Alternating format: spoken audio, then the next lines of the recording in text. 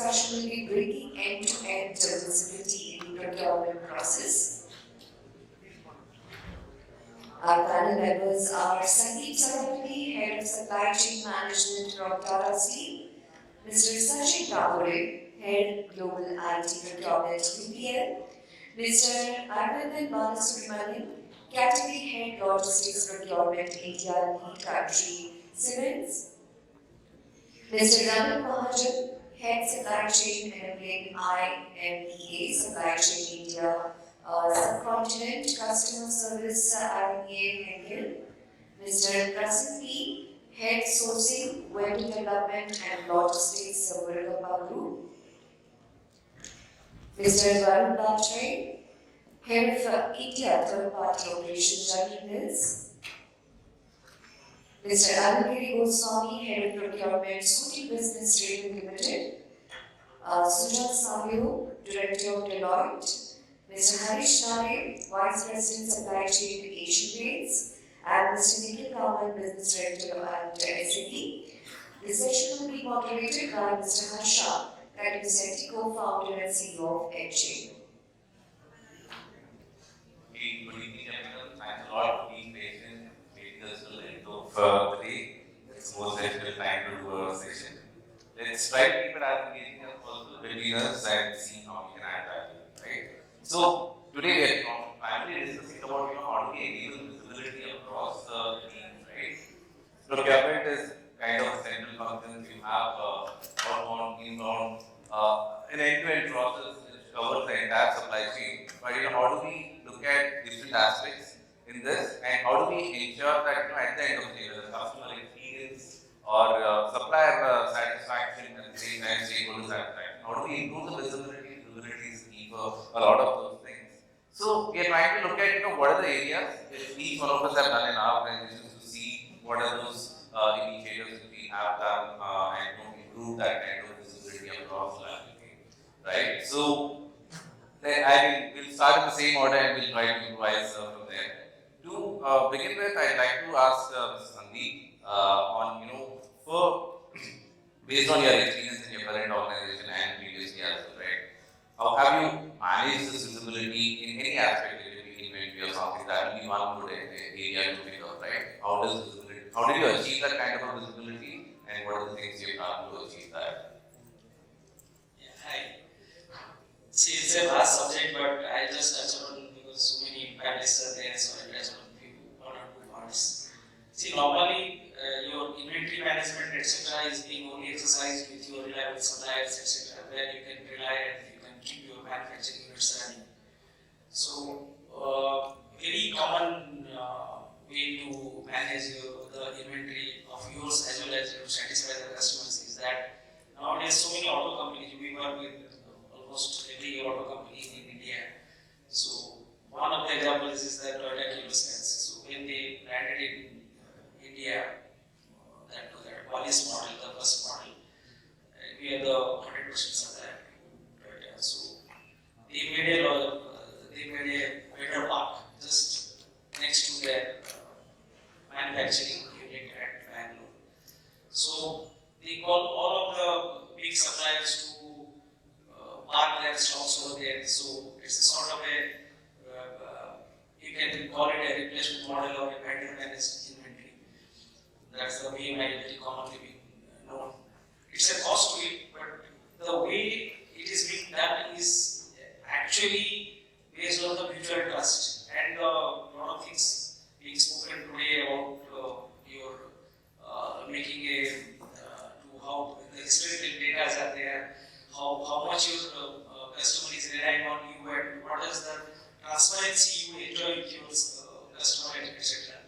So these things are it's not so simple because in the spot kind of transactions you can't exercise inventory management, etc. It's only can be done with your kind of your regular customers or your regular suppliers, etc.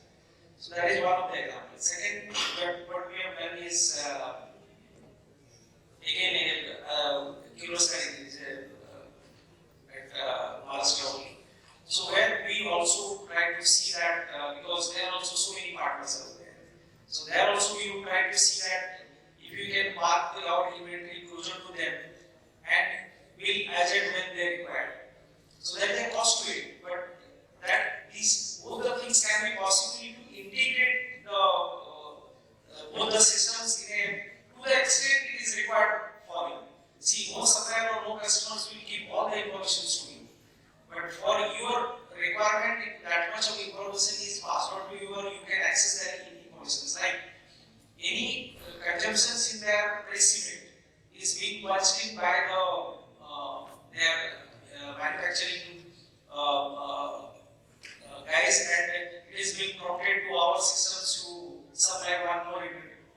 Of course, the MOQ, etc. have been considered in the entire supply chain. But it's a seamless thing. So that there is no, once you do your pricing, ordering, etc. is being done for a contract of 6 months, 1 year, then you seamlessly move the material. And there is entire visibility to your production units, how to do the production, staging, etc. And there is a website to it also that if there is a reduction in consumptions, etc. There is a, you sign a sort of a MOU that this much is the lead time one has to inform so that both can take a corrective actions. But these are within codes are nowadays not valid because nobody can predict tomorrow what will happen. So everything has to be passed on to the supplier. But it's a 10% cases. The rest 90% you can enjoy that inventory management stuff, and that customer is also happy. Right. So one of the key things, and I mean, while the concept has been there for quite some time, integrating the systems, building those openness between systems is one of the keys. So then we can actually at least have a sort of Absolutely. good to know. So, Mr. Anil, I'd like to add your take on this. You know, what are the kind of analytics you really have to tackle this inventory management, right? How can you analytically tackle that? What are the best practices, digital? Thank you, Harsha. Yeah, you see, the NRT is 42 years. We have solved this graph, and we have a lot of parametrics, and we have a lot of analytics for the take the decisions. So through the analytical, we can see the market movements, we can see the pricing, and how that inventory we can reduce the minimum. You see in my presentation. Through the index contract, when we are using that the inventory was 20 to 20 days. We saw that the inventory is now 40 days. So how this analytical is helped to reduce the inventory?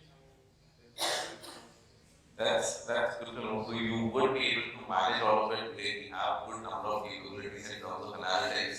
Today we are talking about you ask for something, you will get an analytical report for that. That's the age we are at. So we definitely will have to leverage these to get this done. So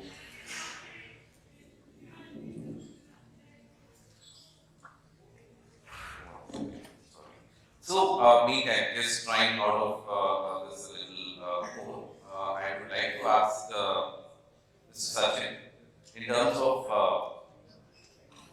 so see, we're talking about integrations, we're talking about systems, analytics, a lot of digital transformations, right? To even achieve this kind of visibility overall, it starts with sourcing the right tool, right? Having the right systems, right partners in place. How do you manage that?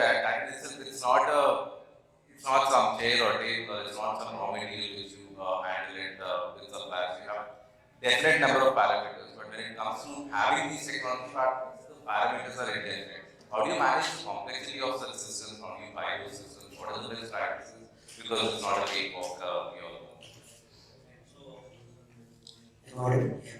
So, having almost 20 years of experience in IT-related procurement, I will specifically talk about IT procurements, wherein it's not a standard raw material procurement when you have standardization of the material codes, and then you can have the platforms like Aerchain or maybe SAP kind of platforms, wherein the standard material procurement runs into standard processes.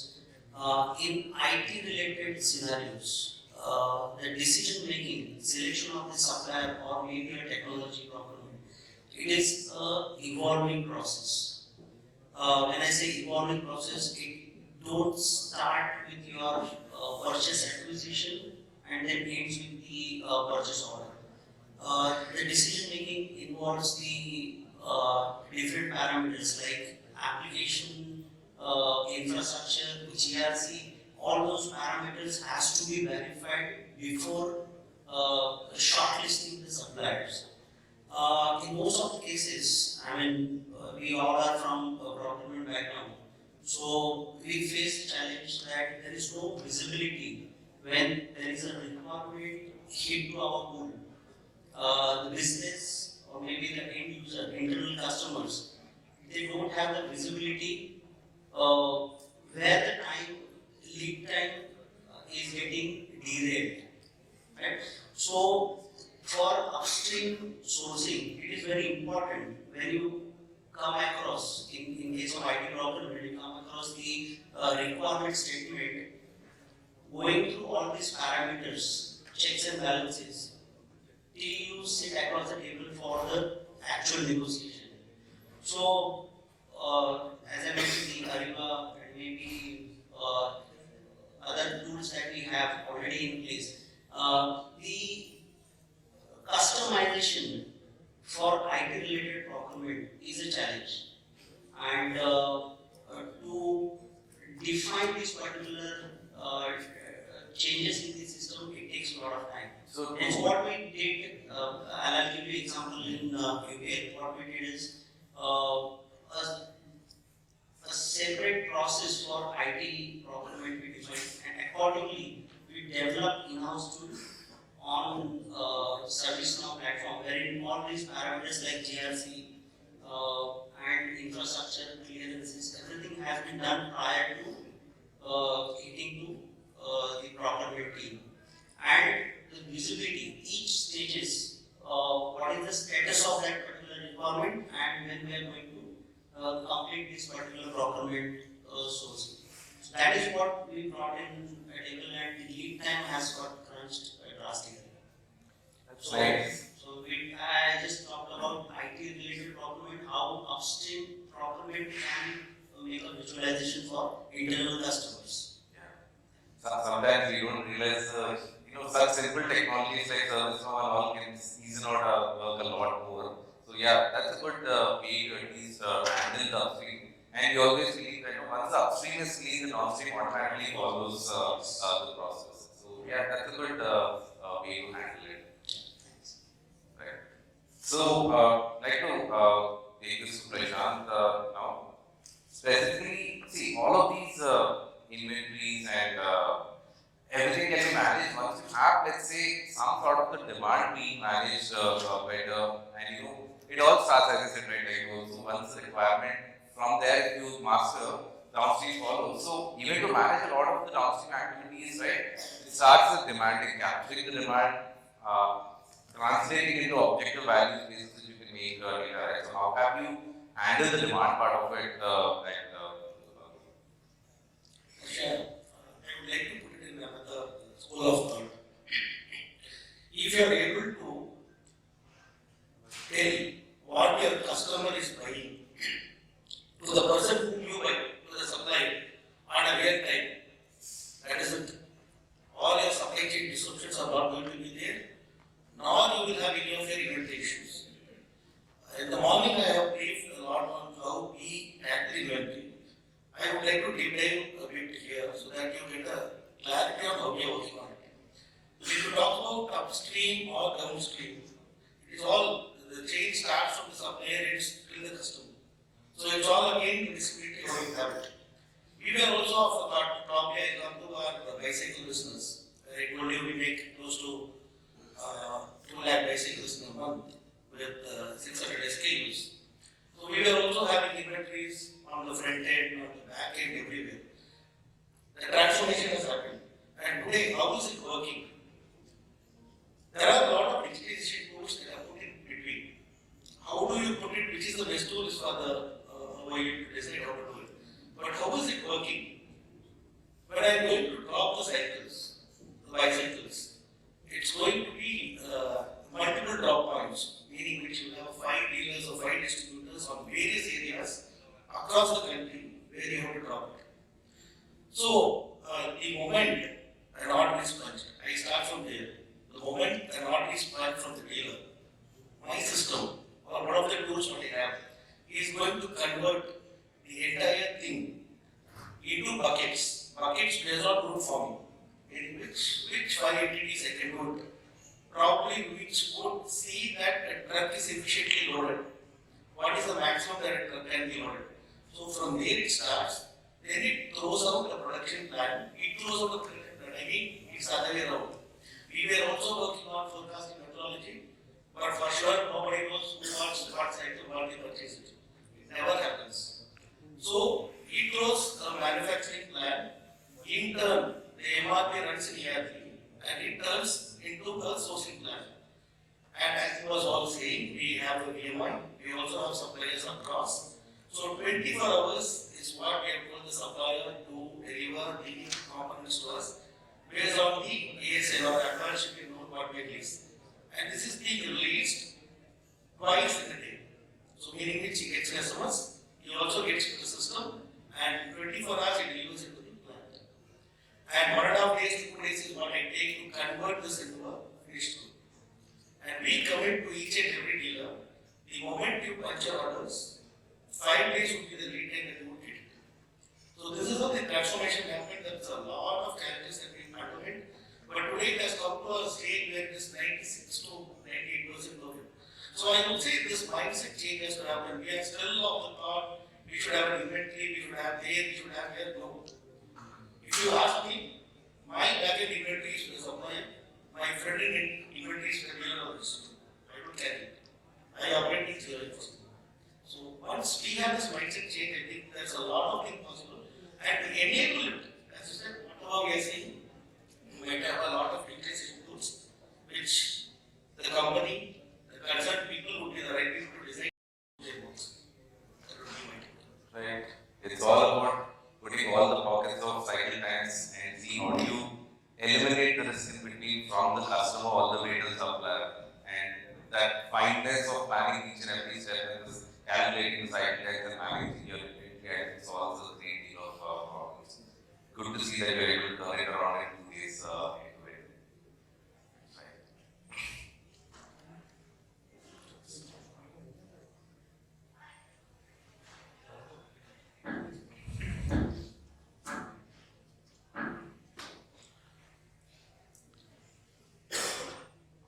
So, I mean, Arvind said, so in terms of, how do we go about planning all of this proactively and finding such opportunities? What exactly would you have done in seasons, right, on planning, proactively planning opportunities, if you would be able to I think proactive planning is a bit of a gentle question. Basically, we have a global supply chain. And global supply chain has factories, factories across the geographies, and so what happens is that there is a great deal of thrust on the, also we have high technology products, which has a very short duration. You can't really, have large inventories, and the redundancy is also high. So from that perspective, the visibility across is there. And also as we transform to the sustainability initiatives, so what happens is you go into the tier 2, tier 3 suppliers and have the sustainable, the new global situation brings in the risk management aspects. So what you do is that also gives you an opportunity to integrate across. So that's one of the major factors that has changed in the organization to also be visible from the tier 3 supplier right up to that, so that it helps you to mitigate the risks which we quite recently faced. Are you able to map it down on the tier 2 and tier 3? Of course, it's a huge exercise. So I would be kidding if I'm saying we map. We have mapped significantly to what any technology for, you should have done for its in-house? could be anything, and it could be motors, semiconductors, whatever we can call it. The chain is there. And I could more emphasize on its procurement as such. We talk about visibility in procurement process also. See, transparency in procurement processes. Procurement is not an event. So it is a whole exercise, and it culminates into an exercise of negotiation. So what happens is transparency, how do you provide your stakeholders not just this inventory transparency and procurement aspects, so the standard KPIs are there. There also is, what is important is how do you have your suppliers also be part of such processes with regards to their payments and issues in their resolution, etc. This helps them to more actively participate in the tendering process and associate and stakeholder management becomes better as you provide visibility in several areas. So that is very important. It's not just sourcing is one aspect, but I think there are several aspects of visibility which has to be provided to these stakeholders, because without them having that level of visibility, you will never get the right price. So I think that is important. Yeah, post getting order, if you don't give the kind of visibility on when they'll be paid, next time you go for a price, you'll never get it. So, of course, that's definitely important. Ramit, I just wanted to understand, right? There are different levels of visibility we want to create, right? For suppliers, for internal stakeholders, but at the end of it, the business is completely for the customers. And the experience of customer is the most important when we try to build any of this. At the end of the day, every single person in the company works for the customer. So, can you throw some light on how the customer experience is being enhanced with a lot of digital initiatives? How is it put at the center of everything you do at some initiatives? Yeah, thanks, Harsha. So I think, some of my fellow panelists, we also have a global supply chain, and we run a lot of factory from India and Indian region.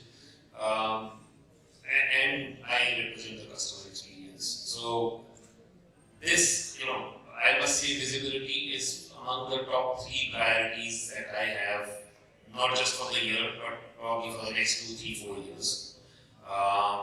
And when I say visibility, I talk about end-to-end visibility. So it's extremely important what we are getting, what we are supplying to the customers, what's going out of my warehouse, which is my last mile connectivity. But then also extremely important because we have our factories, pretty much a lot of the factories overseas from where we get a lot of raw materials. So also very important to have visibility on those materials.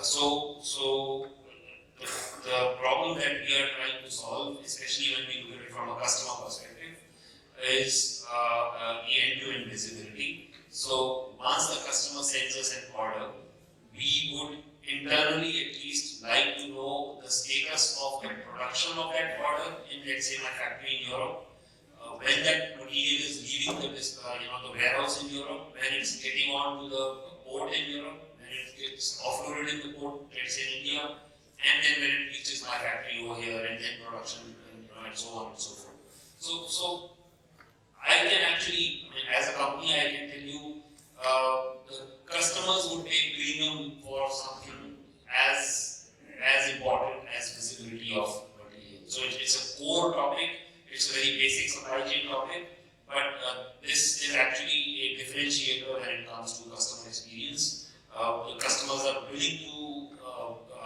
partner with us and pay the kind of premiums that come with this because of the advantages that it brings. Rather than probably putting pressure on the supply and the cost end, just try to offer package or offering with the delight to the customers. They don't end up paying the premium, which is probably less costlier to do it once, right? So that's there. I mean, the days of Amazon, CD, everything about every single minute. So that is definitely important. But any one or two additional points in terms of how we have been able to achieve connect, like you said, from your supply plant in Europe all the way to the customer. Any one or two places, maybe one in the first mile, one in the last mile, how we are able to achieve this in the ground level, because it's not difficult. It's not an easy thing to achieve, right? One or two examples of how we've been able to do it. So we are in the middle of doing it. This is a multi-year initiative, like I said. It's been almost 1.5 years since we embarked on this, and especially we realized the importance of this after the pandemic. To know where our materials are. So when it comes to so the basic infrastructure or the architecture that we have our ERP system, and we have let's say the connecting systems that talk to the various vendors. So when I talk of last mile visibility, let's say in India, we are partnering with a company that is further partnering with our transport vendors, and they will be able to bring this visibility to my ERP system, and that ERP system then brings that visibility to my to the e-commerce platform which my customers can access. Right? That's the last mile.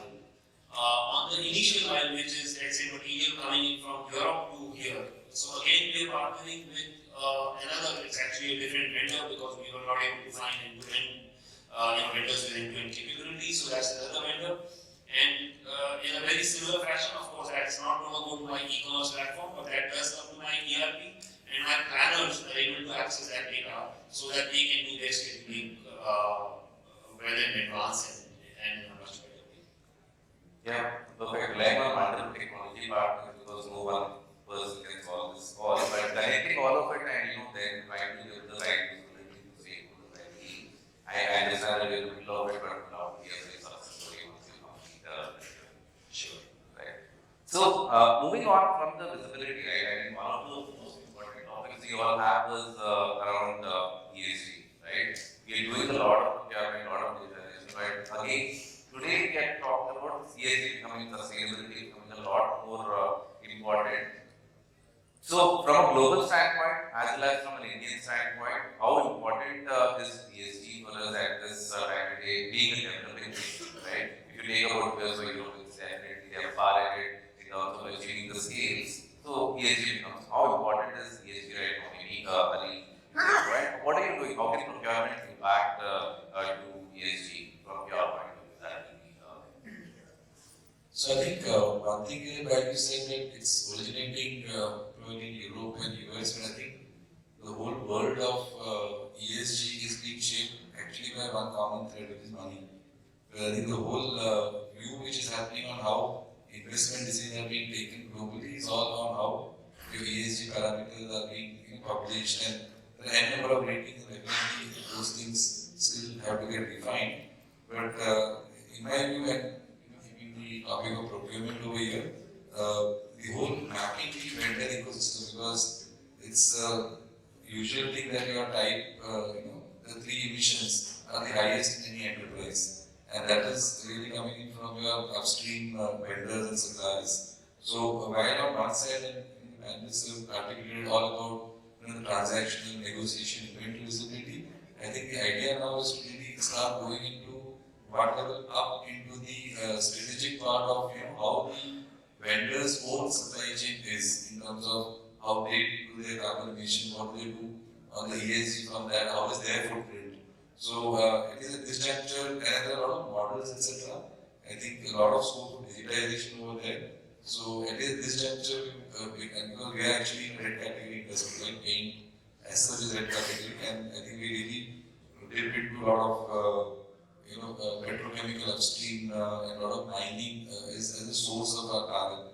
So the idea is to start using some kind of visibility tool to really create these kind of maps, have a baseline, really have a very strong engagement with the vendors so that if anything changes there and those things seamlessly flow into our kind of assessment. So I think that's the whole world of ESG kind of opening up out here when we look at the procurement function, and really that puts the sourcing, the joint value creation, doing projects jointly with our supplier ecosystem to really reduce their carbon footprint.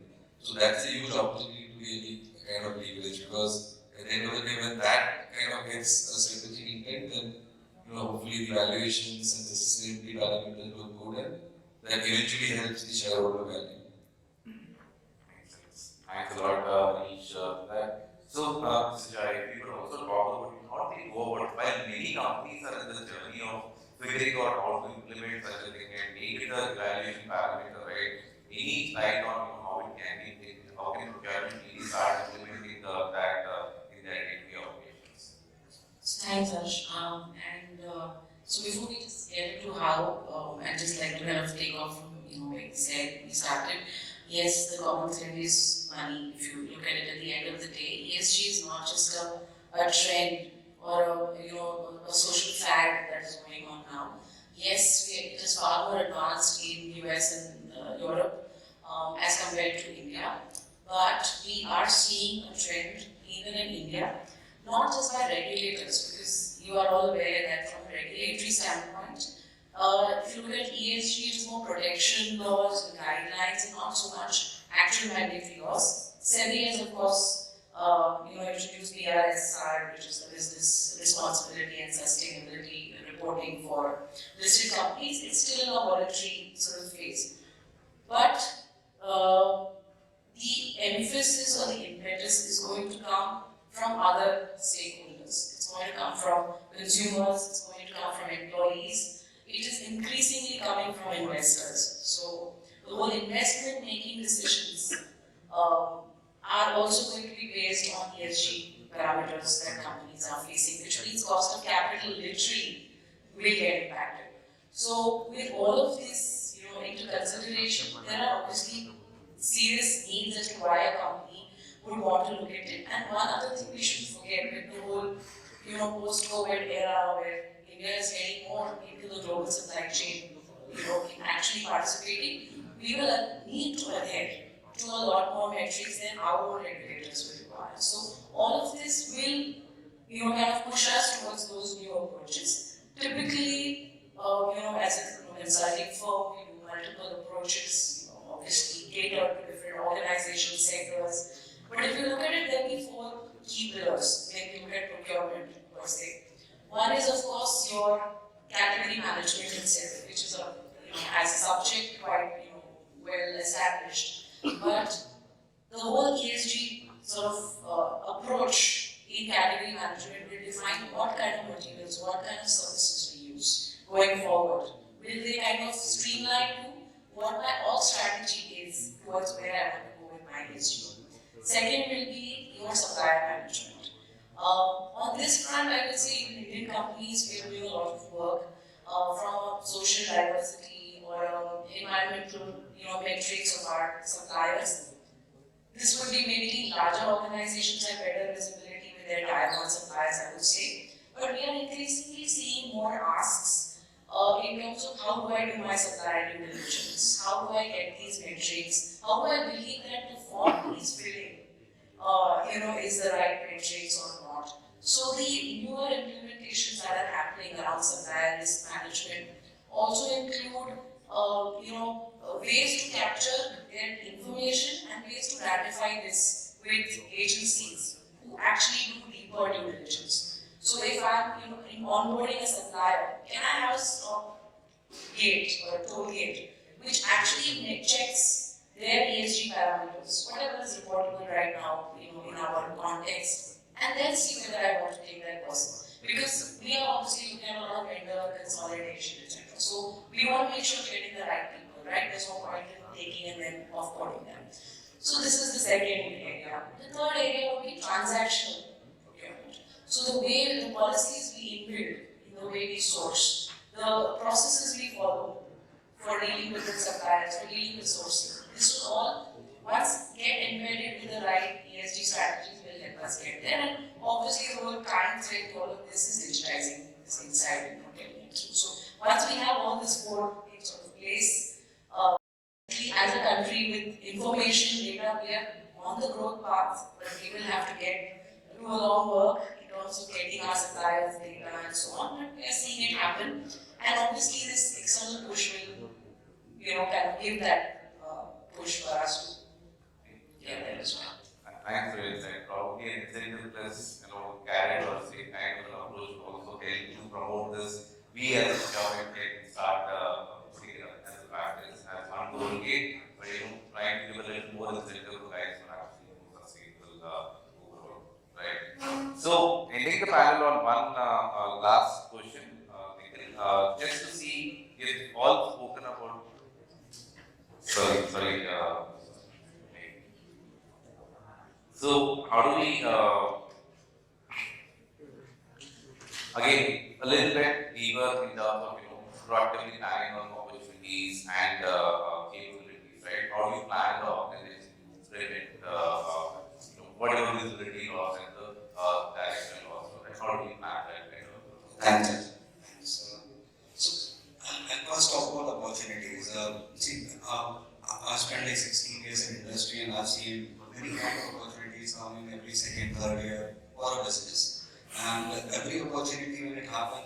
comes like it's never structured. You don't see it as an opportunity. It comes as a special situation, mostly negative, disruptive, and you have to translate that into an opportunity. And I'll end with an example as well for how it looks like and what the importance of planning for these opportunities are. And then the proactive word comes along.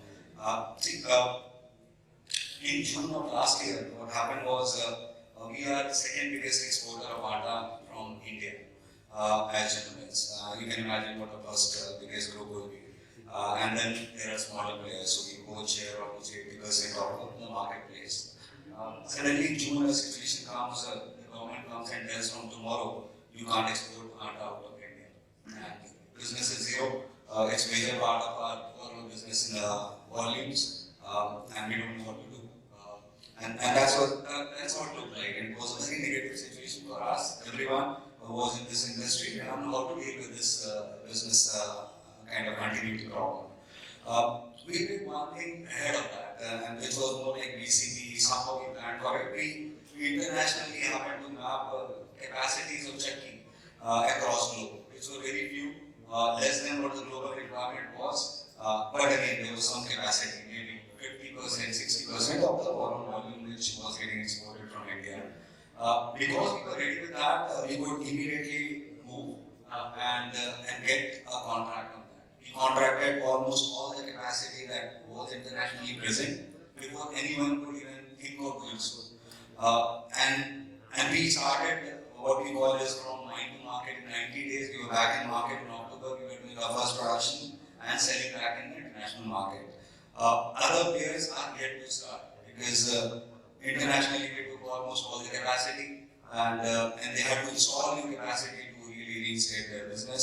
And we got there 6 months, 8 months while they're investing and coming back in the market to capture the market space. Now we were 30% of the global volumes and suddenly we have 50% of the capacity of the global requirement. Our business increased by that time. We almost doubled our business after 3 months. And that's how this translated into an opportunity. And now we are in a situation that maybe we'll be able to hold some part of this market share even after the competition comes back. And that's the importance of planning for an opportunity, which is never easy. But if done right, it can really give you a decisive advantage. While supply chain function, procurement function, we see is mostly enabler. But these are the times when we drive the business. We make the business or break the business. And these happen once in a while. I've seen a few of them in my career. And I won't cite more examples, but I've certainly seen more than this, in which supply chain or procurement was able to deliver a decisive advantage to the business for growing and disrupting. So that will conclude that yes, it's extremely important to be aware of what's happening around, to be planning for unknown, and it can happen in any phase in life. Yeah. Jenny is a shop floor assistant, having her hand full of boxes, and she just remembered that she needs to order fire extinguishers for the next fire safety audit. So instead of placing the boxes somewhere and opening up the laptop, she will place the order with Alexa. Alexa, open Ariba. Hi, welcome to SAP Ariba. Requisition sample for Alexa. How can I help? Search for fire extinguishers. Catalog search complete. I have found the following item: Ariba fire extinguisher. Place an order for this. Ariba fire extinguisher from Gem Technologies at the price of $97.48. What is the quantity that you want to order? 10.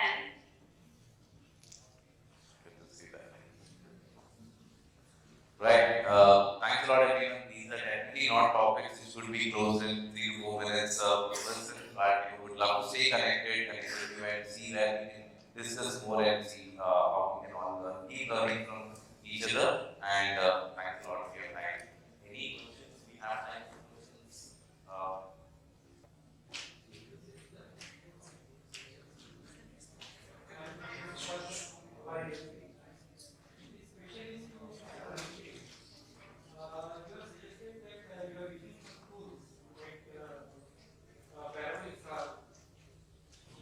And हमारे साथ Kadimisetty and other things. So what is the accuracy of that? Can we take a decision based on that, or these are the indicative tools?